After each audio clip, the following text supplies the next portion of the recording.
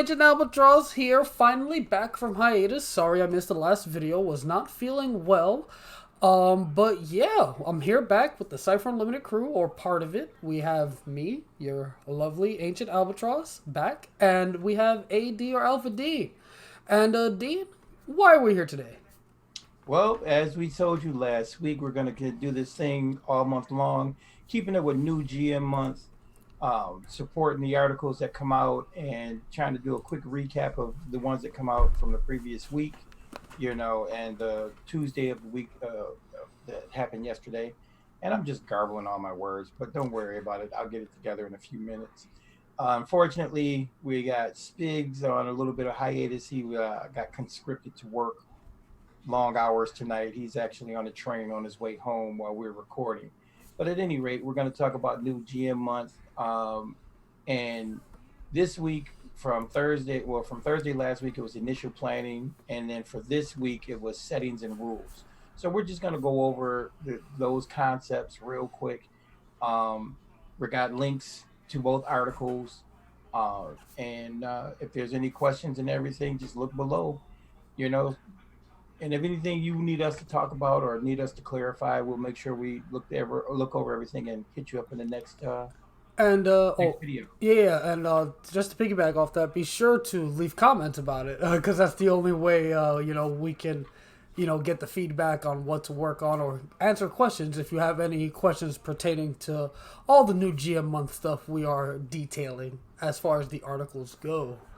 And the other thing that I just like to make sure, again, it's all going to be at the bottom. But if you're not a member of the Cypher Unlimited Discord, please join it. We've got channels set up specifically for new GMs for you to talk, for you to get questions answered there as well, during the off time. So you don't have to wait till the next video to get answered. But we'll definitely give you a shout out if you leave us a message or whatever on a video as well. Most definitely. And I think we can just start things off with the first little installment of initial planning. Uh, Right. yeah, I'll let you take that away, dude. All right. So initial planning can always seem like a daunting task. It can always seem like it's going to be overwhelming because, oh my God, what do I do? Am I running a pre-written adventure or am I coming up with something off the fly for myself? Um, for new GM month, the GMs are being offered for Numenera Taker of Sorrow, which is on page 363 of the Numenera Discovery book.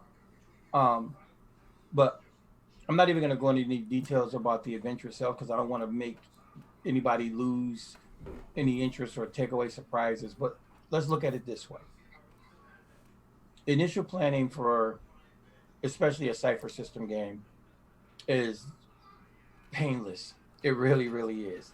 The adventures are written in such a way that they feel organic and they actually allow you to, as a new game master, add your own flavor and flair to the table. Um, some people like things written out for them specifically, in lots of detail, and other games do that. And even in Numenera or Cypher system games in general, you can kind of follow it in that manner, but it's also, like I said, it's written in a manner where it's open. You know, any Uh, thoughts on that, Al? no, no. I was just gonna piggyback by saying, Dean just what he just said sounds like a lot, right? You're gonna be reading adventures, looking up monster stats, looking up abilities, all this sort of stuff, right? And again, it seems very daunting at first, but one question, and this is what the article poses, is it always this much work? And honestly, it isn't. I've only been GMing probably about 3 years, maybe four if you count my first foray into D&D 5e. But it at first, again, you have to read all these sections about abilities, spells, all this stuff. But once you after the first initial reading, it almost becomes second nature. So it's not always this much work. Starting anything off, whether you have a little bit of experience or no experience, can be really daunting because there's so much information to learn, so much to glean from maybe watching streams or whatever have you to try to get your experience up there. But once you feel comfortable, with your knowledge and your foundational base of, whatever setting or rules you're playing, um, it becomes a much less work because you're not looking up, you're not referencing, cross-referencing rules or whatever have you. It's all just in your head already. And Cypher Right. system rules especially make that super easy. Or Numenera vis-a-vis Cypher system. Well, and speaking of that, something that I can always give you to kind of give you an idea with Cipher System, Numenera in general, is like most of their adventures are written in 16, 18 pages at the most. And then you got to think, maybe 6 to 8 pages are pre-generated characters. Another 4 or 5 pages might be maps and visual aids and stuff like that, props. So you're really thinking about maybe 6 to 8 pages of actual reading, because like I said, everything is broken down in an organic nature. There's an introduction. From an introduction, you're going to see um, initially, the initial drop off in order to get players active and acclimated. And then from there, the adventure is ready to go, and it's broken down into its acts, and it'll tell you, it'll direct you. Well, if players do this, then you go here. Or players do that, and you might go here, you know. And as you become comfortable, you'll learn how to take those things and explode them out into pieces that you can just snatch and grab and use as necessary, you know. Now, if Al has nothing else, I'm gonna move to the next topic, and I think this is the one that's harder than anything else, and that's wrangling your players. Yeah. As Honestly, yeah. When it comes to gaming in general, whether it be tabletop gaming or trying to get friends together, to watch a movie or whatever have you, whether any sort of group activity, the hardest part becomes scheduling and getting everybody together in the same place at the same time, whether it be online or in a physical space. And again, that can be extremely challenging, way more so than reading the adventure or prepping yourself. Like that stuff in itself, hard work, but easier as time goes. But wrangling players and scheduling never gets easier. It never gets easier. But the thing is, you can't let that deter you because it's all so worth it. Once you get these 3 or 4 people together to sit down and play your game, all that hard work for the scheduling and getting people's time availability, whatnot, all to sync up, it becomes well worth it. so, and like Al said, I mean, and I agree. That's the hardest part. That's the hard job. And like you said, don't be deterred by it because you know I have a group of friends that I've been playing, that I've been gaming with for God, almost 30 years now, and we haven't played, all of us together, in the last 2 years. Now, the 25th of this month, it's supposed to happen.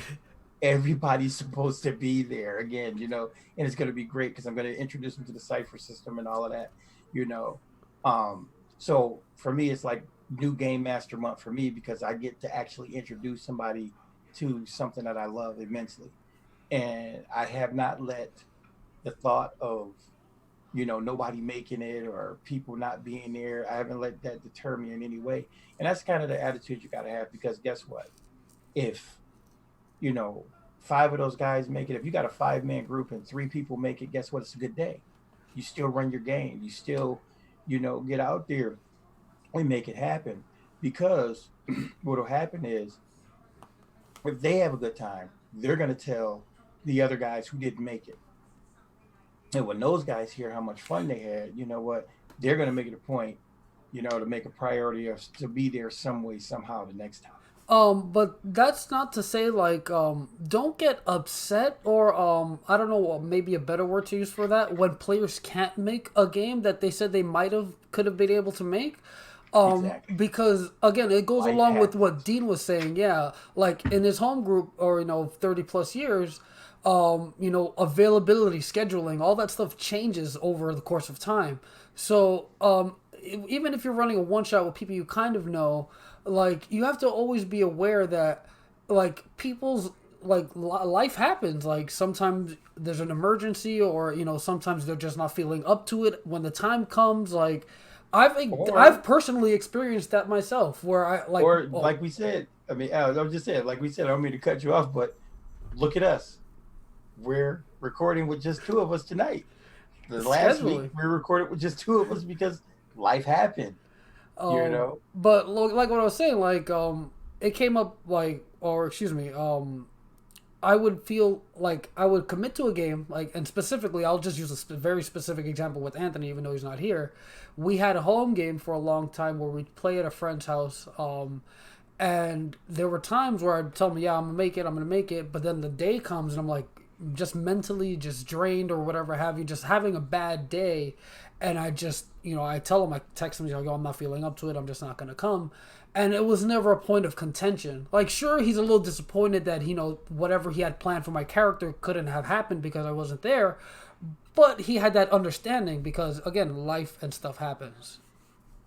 And just gonna throw this out here too. A lot of people don't know about it, but I was just thinking about like Monty Cook's directed campaign for Invisible Sun. you know, a lot of that stuff, to me makes perfect sense because, when we were kids, we played a lot of times just walking down the street.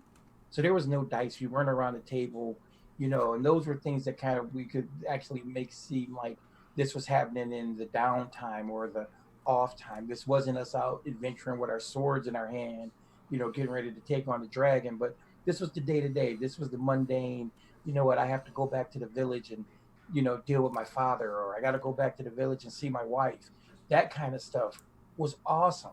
So think about it that way too. You can always take a little page from that idea where if a player can't make it, still make them part of the game. You know what?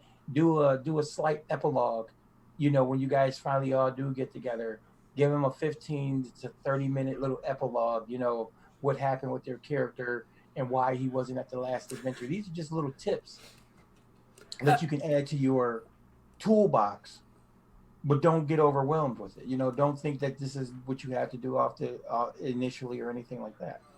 So, Yeah, I yeah. mean that's definitely very good advice for people who have a standard group of players who they play with all the time. There are definitely ways to go about still having a session even though everyone can't make it. Whether it be having a filler episode where they go and do something wacky or something like that. But what really what it boils down to is everyone still having fun, and the people who miss it, like, can you work out the scheduling so that they get included next time? And that goes into the flexibility and availability thing. And before we hit the next topic, I just want to add. Al said something early on about him only being a GM for a few years now, and I tell you, you couldn't tell. Personally, I've been, like you said, I've been playing. I play with tons of people, tons of experienced game masters, and everything else. And my friend Ancient Albatross over here has, stepped up his game and really become like an old hand at it. And like I said, even the first time playing with him a couple of years ago, I didn't get the sense that he was new to it. And that's really what happens is, it's literally just gaining a little bit of confidence and learning a few rules. And trust me, there's no wrong thing you do because at some point there or another, we were all new game masters. Oh, but before we continue, I will say thank you for the compliment. But what you call it? Just what it's exactly what Dean said. What it boils down to is once you have that confidence, like that's really all that matters. Like if you're doing what you're doing with like an air of like, yeah, I know what I'm doing, people will again think you know what you're doing, and you got fake it till you make it. That's what I did. Like I don't really know anything, I just kind of have confidence in what I'm doing. It works. And that means you know something. But So what's the next portion of the article, Al? so the last portion of the article from Tuesday, no, excuse me, from Thursday Thursday. last week, was to do a little bit of reading. This is a little bit of homework. It's part one of Numenera Discovery. It begins on page 11. It's about 10 pages long. And the section is just a real rough breakdown of a foundation for the setting of Numenera and also the game system itself. So again, it's only about 10 pages, and it'll give you like a real loose grip on what the game and the system are about. And to add to that, that's really all you need. Um, Cipher system, the Cipher system engine is one of the simplest engines out there as far as game mechanics is concerned. But once you understand it, once you understand the nuances of of the system, you realize it's so elegant. And you realize that there's very little you can't do within the confines of it, to make a great cinematic game, a great story, if you will. And these are things that are, I think, paramount in understanding the Cipher system. Again, there's the unknown armies out there, the Trail of Cthulhu out there, and they're doing their own thing, and they're going to be grooming people, and these systems work differently as well. Um and again, we take nothing from any system because, mind you, myself personally, I've probably played just about everything we've mentioned. I read all of these books. I've been doing this for a long, long time. I mean, like I said, I was a new game master at one time, and trust me, when I was a new game master, everybody was new players too. There weren't a bunch of seasoned players, so we fumbled and made mistakes, and oh my god, some of the hilarity. I mean, like we used to say, instead of paladin, we said paladin. I mean, it was hilarity. The hilarity that ensued was amazing. I say all this to say that taking those 10 pages of reading and getting a real tertiary view of the world to later immerse yourself into it is all you need. You do that and you set up something fun. Read that adventure at the end of the book, and just have a blast with it. So literally, that's what the initial planning should be. The initial planning shouldn't be, don't be afraid of it. Exactly. Don't fret. But Make it do what it do. yes, make it do what it do. And that your little end little talk there is actually a perfect segue into the next article, which was released yesterday, Tuesday's articles, which is about settings and rules. And it starts off by saying that new GM, excuse me, oh, is it just these games? Like, yeah, they're only going to be talking about Numenera and the other three games. But it's like what Dean was saying. These skills that you're going to be learning throughout New GM month will apply to any system you play. It's just that it would be impossible for us or any of the three or four other companies involved in New GM month to really detail every single system out there. But these new GM skills that you'll be acquiring throughout the course of this month are going to be universal throughout any system you might try. Right. And the thing about it is this too. If you know games, if you've dealt with some, whether as a player or a GM before, mostly as a player, but you've never GM, those skills are great. Those It's fantastic. I'm so happy that you already had a an experience with it. And I think this is the thing that a lot of people don't get, is that it will help you fill in the gaps in your knowledge and in your approach. Um, Game mastering, you know, for me, and I think, a lot of people who end up doing it, we realize we're a player too.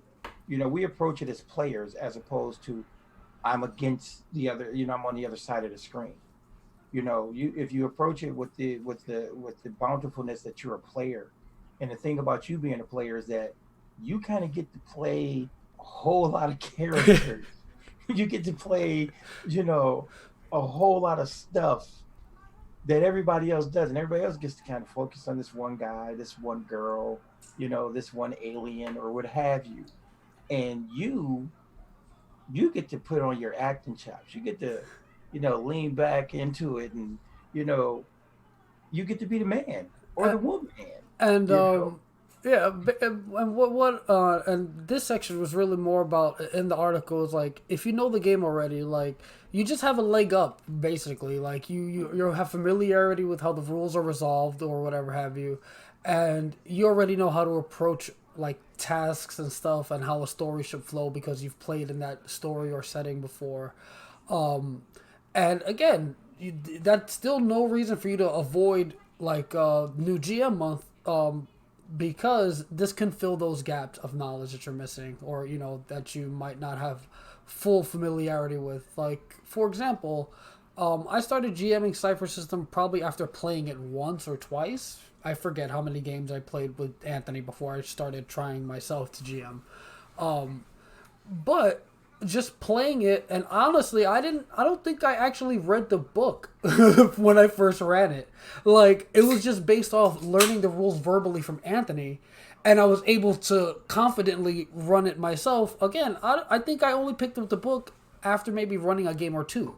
Like it like and as you've heard me say many times in many of these videos, I'm not a strong reader. I have a hard time like really diving into like books or anything like that, whether it be something I'm super interested in or something mundane or whatever. I just have a hard time just with attention. But again, with Cypher System, it was so light and easy to run that I barely had to reference the book at all. Like, and again, like now I've definitely have read it a ton or a lot, but back then when I first started, that wasn't a strong priority for me, and it shouldn't be. You shouldn't be aiming to have like an encyclopedic knowledge of the setting or the rules. It's just you have to have a strong foundation and then confidence in that foundation. Right. Well, that's how you get it. You get that by being a player, you get a strong foundation because you do learn a lot of the lore. You learn the rhythm, and what this helps you with is pacing. I think that's the biggest obstacle or hurdle when you sit down at your table.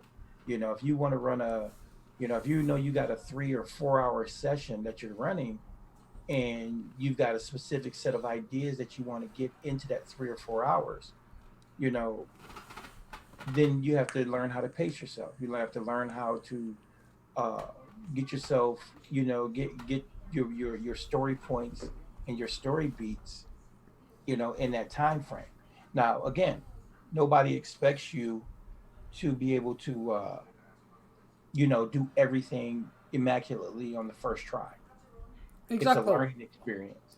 Yeah, and it really harks back to what I was just saying that, or what Dean was saying about me, and then I piggybacked off that was having that foundation and then confidence in your foundation is what's really most important when like learning to GM, because like let's say you're not too confident, right, and you find yourself, hey, there's a very minor inconvenience in this like a mechanic argument or rule or something, right, and because of your lack of confidence, you say, "Oh, wait a second, guys, let me pull out the book. Let's find out exactly what it is that's supposed to happen here," and that can really break the pace of a game.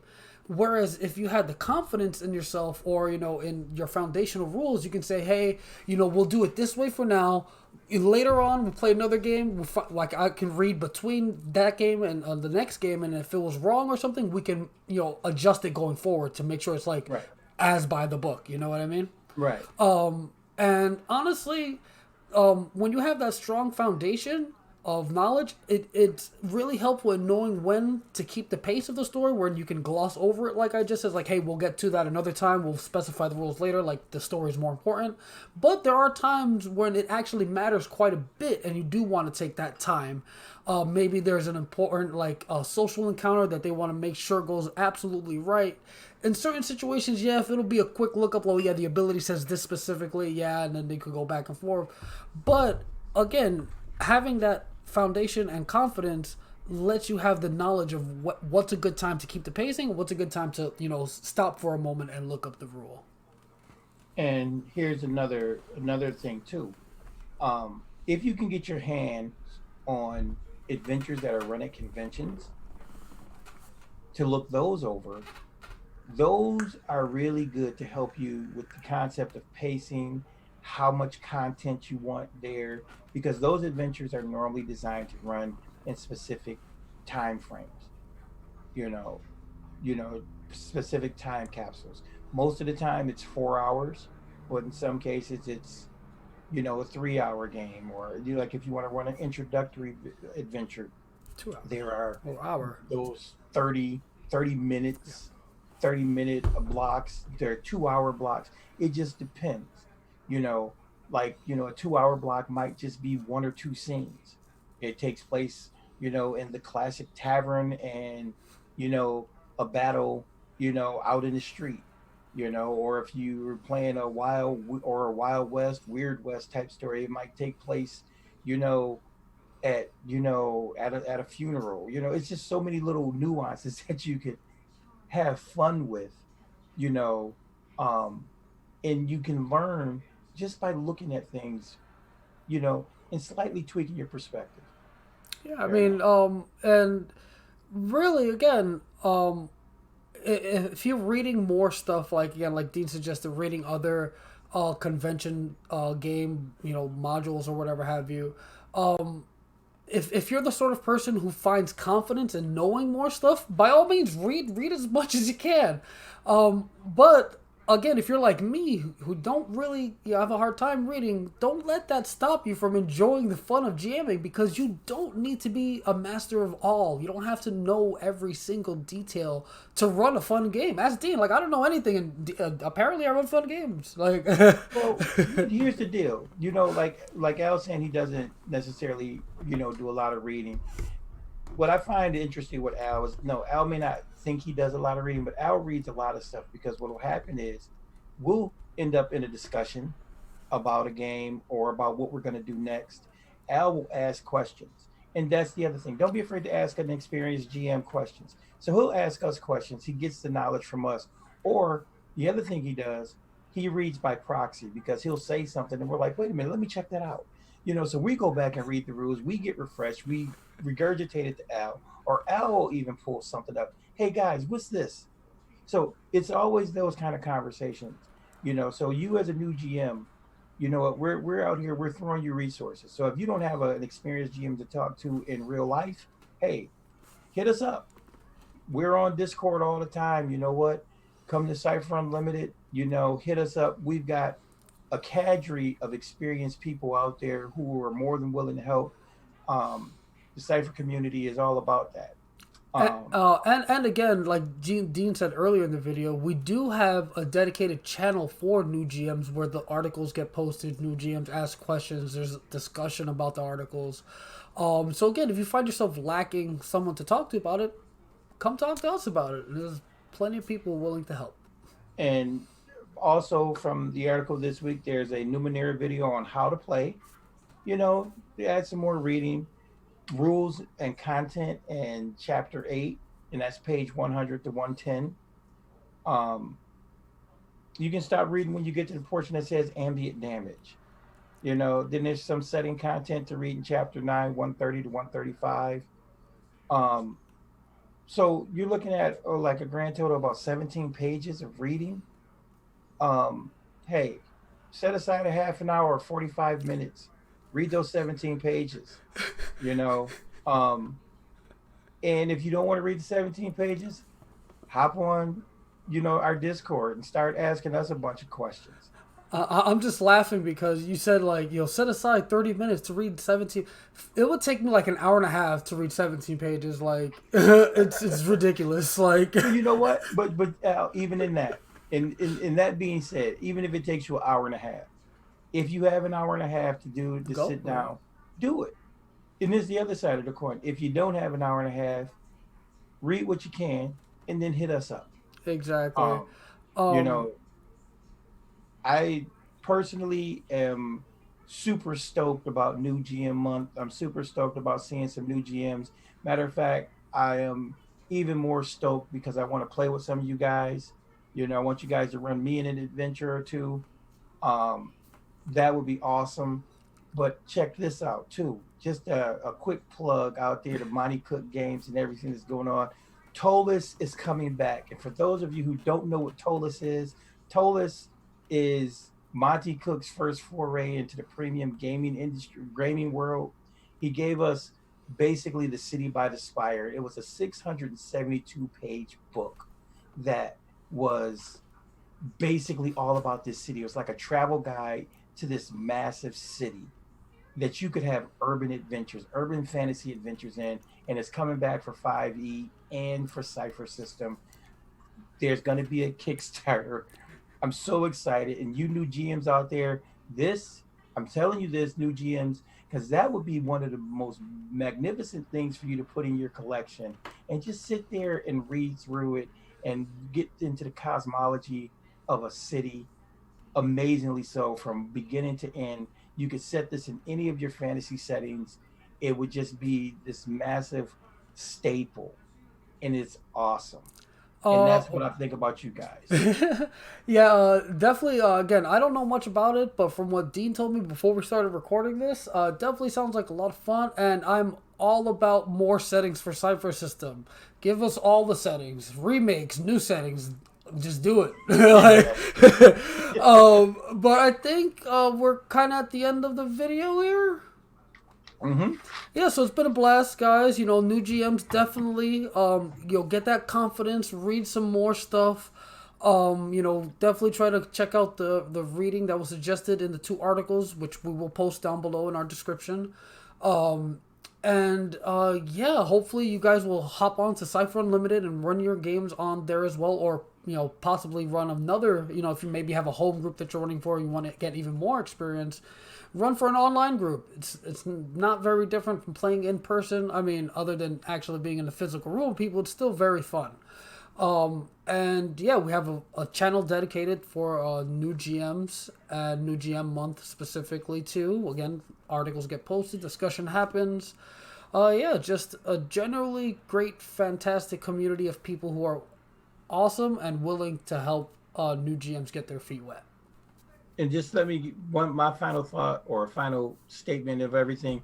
Al just made great points, and that's all true. And here's the other thing: don't necessarily jump in with both feet, thinking you have to run a campaign first.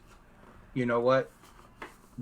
Find you a self-contained 2 or 3 hour, 2 to 4 hour, story that you want to tell, and make it the pilot episode. Look at it that way. I look at a lot of times what I do, how we approach this. We on Cypher Unlimited are known for being kings of one shots. So those one shots are my movies. Those are my 2 hour blockbusters. Boom, I'm ready to run those. They run in 2 to 4 hours, but those are my blockbusters. But I do have this passion about running campaigns too, and those are my TV series. So again, my session zero is the pilot episode to see where it's going to go, and then boom, we're in there, and we see how many seasons we can run, and that's kind of how you kind of approach it, and then you can do your one shots, and you can do them as a trilogy or a quintology or whatever. You can just I'm going to run it in 6 sessions, or I'm going to run it in 2 sessions, whatever. You can have a sequel. And So well, remember that, guys. yeah, and that is, I'm very glad you brought that up, especially towards the end, because when a lot of media or whatever have you present like tabletop role playing games, it's always presented in a manner like, oh, we've been playing the same campaign for 2 years. Like it's always presented. I mean, at least from my point of view, I get a lot of what you call it, indication that a lot of people talk mostly about campaigns. There's never really discussion about one shots. And again, we're here to tell you one shots is definitely a valid way to play. You do not need to continue a story past the first session if you're not comfortable with it. And one shots are a very, very good way to like get a better understanding of the system you're trying to run. And again, that's coming from someone who's a fairly new GM. And again, I just recently started a campaign with some coworkers who I got into role playing via Cypher System. But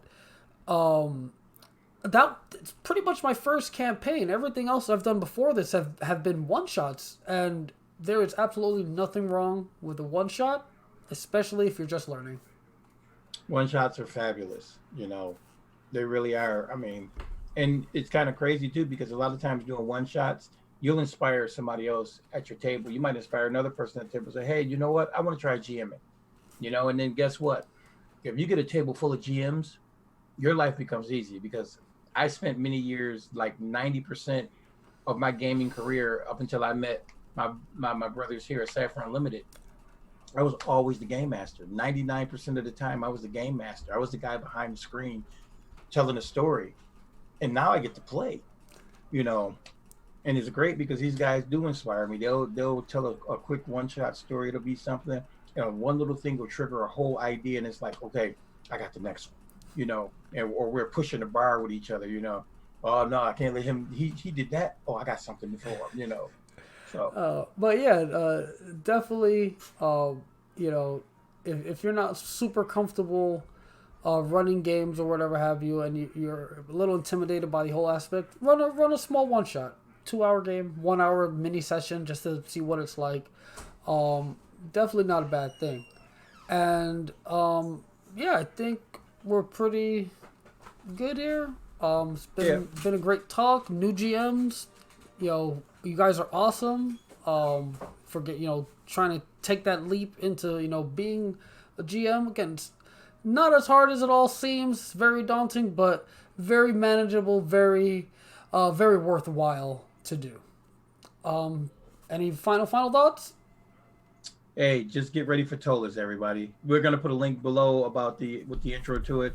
But again, I know that Kickstarter's coming in February. Don't know the exact date yet, but yeah. Yep. So yeah, keep an eye out for that. We'll again be sure to post all the links to the stuff we discussed down below, and be sure to like, share, and subscribe. The more subscribers, the more viewers we hit up, or the more we branch out, and the bigger we are, the more likely we are to possibly get some nicer interviews. But yeah, so thank you all for watching. Be sure to keep up on New GM Month. It's awesome. Thank you for watching. And from us at the CU, we will see you later.